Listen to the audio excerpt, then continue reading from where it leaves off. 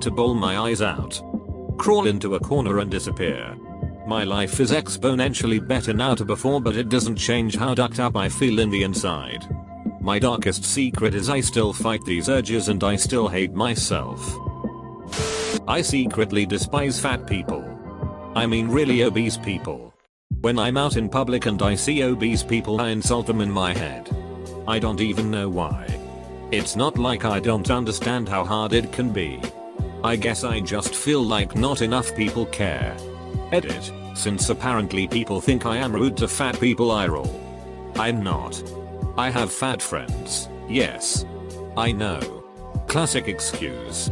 But it's true, and I think they are great. And I encourage them to fix their situation. And if you're a fat person who is trying to lose weight, I applaud you. It's insanely difficult and takes an insane amount of courage. The reason I think this way is because of how popular it is to think that being obese is fine. It's not. You are not only hurting yourself, but also your loved ones and the healthcare system. I'm sorry if I hurt anyone. I really didn't want to. But I felt like this pertained to the question, so I said this. I'm sorry if any of you hate yourselves more because of what I said. I don't want you to. I want you to realize there's a problem and to get ducking help. Mentally and physically. The first step is admitting there's a problem. Stop ducking lying to yourself. When I was a kid, one of the windows in my room led right to the roof of the garage. And since we didn't have any screens, I started climbing out onto the garage roof. Parents found out. Added screens. I tried to remove the screens, but I figured I wouldn't know how to put it back on, so I left it alone. Fast forward a few months later. My parents get me a cheapo pocket knife that could do little else but slice through cheap fabric. But it could slice through a screen. So, did that. Made it look like I still had a screen and kept going on the roof. Yay. Then we went on a trip. We came back and it was a cool summer evening, so mom goes upstairs to open all the windows. I'm hanging out with the dog at the foot of the stairs when my mom calls my name and asks if I had cut the window screen. Nope. I deny. Ready for the I already knew, I just wanted to see if you would tell me the truth spiel. Mom frowns. Calls my dad to go upstairs with her and then silence. I figure by now they are planning where to hide my body. Few minutes later a cop shows up. Starts talking to my parents and investigating. I'm called over to talk to the policewoman. She congratulated me for keeping my window locked because obviously some kid was trying to break in to have a house party or a burglar. I'm commended for being safe and smart. Parents are proud. I wished I had gotten caught, but realized if I spoke up now there would be nothing of me left to identify after my parents got a hold of me. Mom checked the locks of all the windows from then on. Always brought it up. Always said what a smart girl I was for always locking my windows. TLDR. Parents thought someone was trying to break in by cutting the window screen in my room. Surprised it was just their dumbest own kid who knows when to keep her mouth shut. I'm turning 25 in a couple months and I'm still a virgin. Back in high school I was really fat and gross, so no girls wanted to talk to me, which led to me just keeping to myself and being the quiet kid. I've spent the last couple years working out and eating better, and now I'm better looking, and now all of a sudden girls have been interested in me. The problem is I never had any real practice being with girls, so I feel like I've hit the ground running and I'm lost on what to do. Edit. Wow, I did not expect this much support, thank you all. When I was 11. My friend and I walked to our local swim club in the middle of the night. I picked the lock on the snack bar door and we broke in. In all, we stole at least 2 gallons of Mountain Dew. In the 8th grade, I completely sucked at crafts. For our term assignment, we were given the parts to build this toy car thing. My car did not work at all. We had to race it and the teacher would grade each car.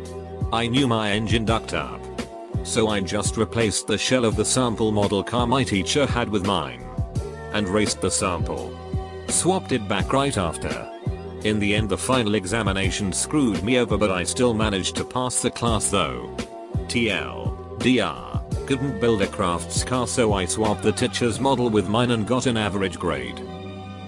In 8th grade, I won the Reader of the Year award at school.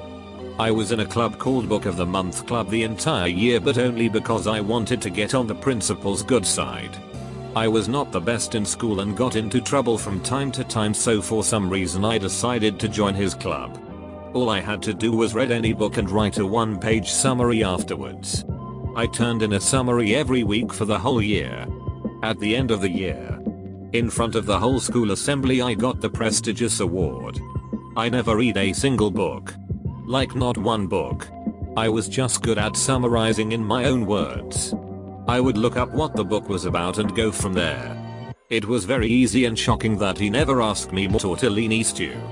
Edit. Thanks for the gold. I lie about the majority of things in my life. To the point where I even believe the lie. Edit. I will make America great again. I've been there. It feels hopeless. I was living well outside my means. Getting high all day every day. Suicidally depressed.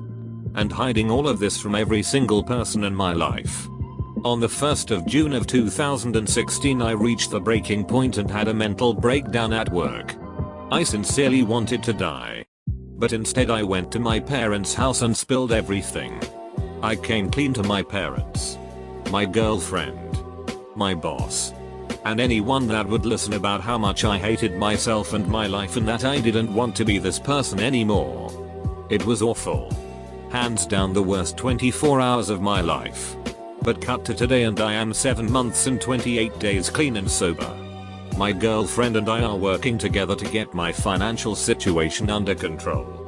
And I'm closer to my family than I've been in years. I still struggle with depression. But I can say that my life has changed for the better. Don't do what I did and hold it in until the bubble bursts. Seek help. You can get better. I believe in you. I met this girl in the summer of 1985 while on a summer camping vacation. We got physical but no intercourse.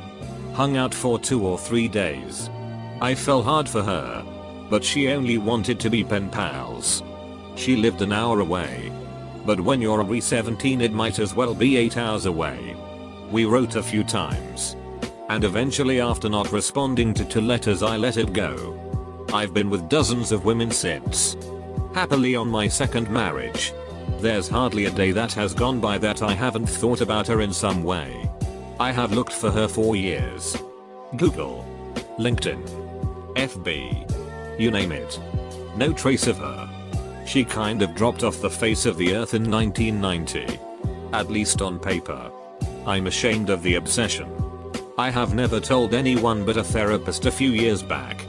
I wonder what she would even think if I contacted her. The more I think about that, the more I'm a bit glad I can't find her. That would probably freak her out. Edit. Her mother was an Irish immigrant. So she has citizenship. She might have gone to IE. Gotten married there? Question mark? I grew up in Chicago. This meeting happened in Wisconsin. I love my mother. But we are so toxic for each other. If I could trade her in for another mother so she got a better daughter and I got a better mom, I definitely would.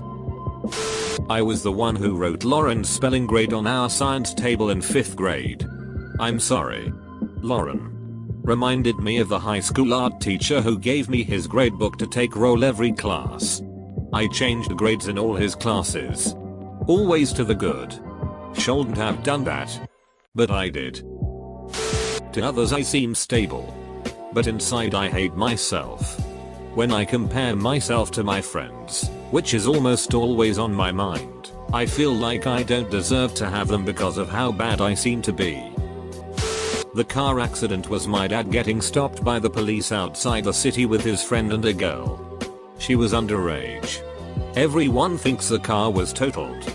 But it is in evidence for a trial that might happen sometime in a few months. I've always had a sneaking suspicion my dad was up to some slimy shit but never knew exactly how far it went. Once. He had me clean out an apartment when I was 16. Got rid of everything. Paid a guy at the dump to take it all for $200. I knew the whole thing was shady. I should have said something. But I told myself my dad was helping someone move in. Which he was. Just at a different apartment on the other side of the city. I used to think he just got call girls. But now I'm thinking there's more to it. I hate him for his lies. They destroyed my life and they are going to destroy the rest of my family when it all comes to light.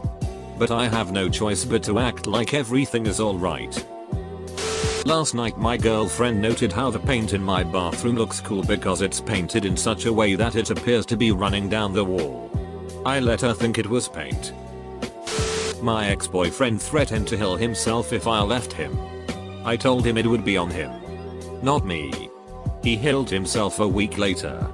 Blamed me in his suicide note. It was my fault. I let him kill himself because I was sick of his abusive bullshit. Because of this I can never show my face in my old town. They all think I'm a cruller.